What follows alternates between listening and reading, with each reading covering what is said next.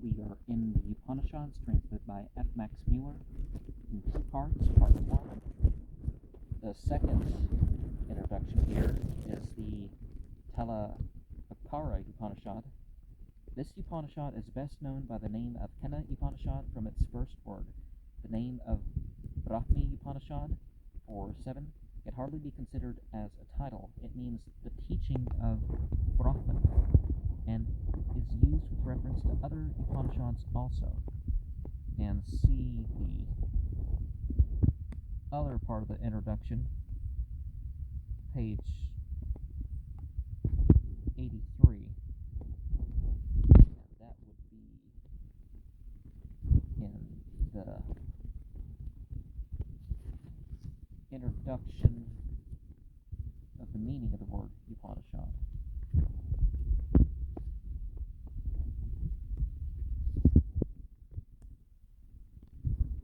Sankara, in his commentary, tells us that this Upanishad forms the 9th adhyaya of a Brahmana, or if we take his words quite literally, he says, the beginning of the 9th adhyaya is the Upanishad, beginning with the words Kineshittam, and treating of the highest Brahman has to be taught.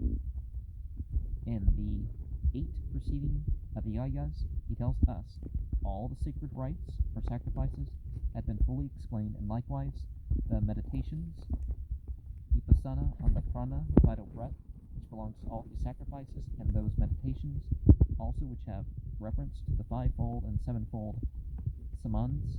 After that followed Gayatra Saman and the Vamsa, the genealogical list. All this would naturally form the subject of a Samaveda Brahmana, and we find portions corresponding to the description given by Sankara in the Khandogya Upanishad, like the 5-fold Saman 2, the 7-fold Saman 2:8, the Gayatra Saman 3:12:1. The Anandagmana tells us that our Upanishad belong to the Saka of the Talavakaras. All this had formerly been taken on trust because no Brahmana was known containing the Upanishad. Dr. Brunel, however, has lately discovered a Brahmana of the Samaveda, which comes very near the description given by Sankara. In a letter dated Tanjore, 8th of December, 1878, he writes, "It appears to me that you would be glad to know the following about the Kena Upanishad, as it occurs in my manuscript of the Talavakara Brahmana. The last book, but one of this Brahmana, is termed Upanishad Brahmana. It consists of 145 khandas, treating of the Gayatra Saman, and the 134th is a Vamsa.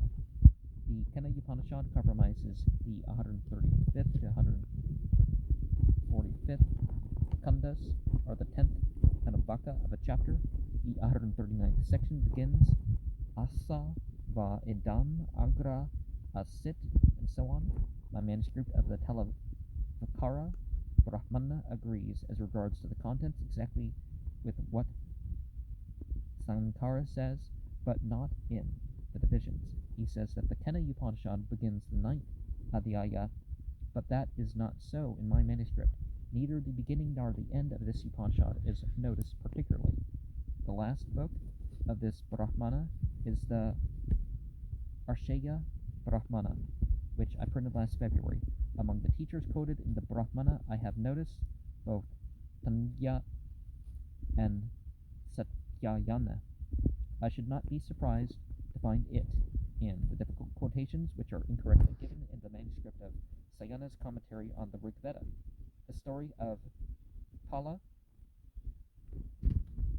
quoted by Sayana in his commentary on the Rig Veda 880, as from Satyayanaka, is found word for word, except for some trivial variation shown in section 220, 221 of the Agnish Toma book of the Talavakara Brahmana.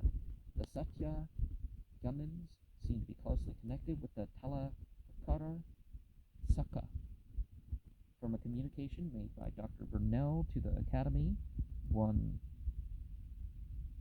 1st of February 1879. Okay.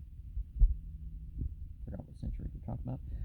I gather that this Talavakara Brahmana is called by those who study it Ga Imaniya Brahmana, after the Saka of the Samaveda, which they follow. The account given in the Academy differs on some particulars slightly from that given in Dr. Burnell's letter to me. He writes, the largest part of the Brahmana treats of the sacrifices and the summons used at that time. The first chapter is on the Agnihotra and the Agnishtoma and other rites follow at great length. Then comes a book termed Upanishad Brahmana.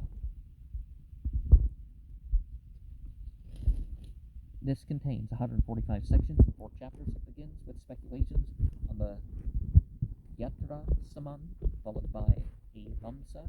Next, some similar matters and another Vamsa. Then, 135 to 138 comes the Kenaya Upanishad, Talavakara. The last book is the Arashaya. The Upanishad forms the 10th Talavakara of the 4th chapter, not beginning of the 9th chapter, as some Carter remarks. The Kenaya Upanishad has been frequently published and translated. It forms a part of the Dara Shukko's Persian and Anquetil Duperon's Latin translations. It was several times published in English by Ramahun Roy. Translations of several principal books, passages, and texts of the Veda, London, 1832, page 41. In German by Windschmann, Collet, and others. It has been more or less fully discussed by Colebrook, Windschmann, Coley, Weber, Roer, Goff, and Regnaud in the books mentioned before. Beside the text of the Upanishad contained in the Brahmana of the Samaveda, there's another text slightly differing belonging to the Atharva Veda, and there are commentaries on both texts. Colebrook, Miscellaneous Essays, 1873 to page 80. One of the things that we are going to come across with all this is it comes off, yes, this sacred history in a way, but more like a Talmud. Because the Bible is, the Tanakh, for example, it combines revelation, inspiration, and the sacred history of these figures. The Upanishad is kind of like the Talmud in that it's recording the history of the rabbis talking about this stuff, but sometimes stuff comes up that's perhaps of a higher authority than just stuff going on with the scholars talking about some earlier scripture that they picked, but it's a lot more honest than than who they falsely term a fundamentalist Christian that pretends like they believe the whole Bible when they're not really.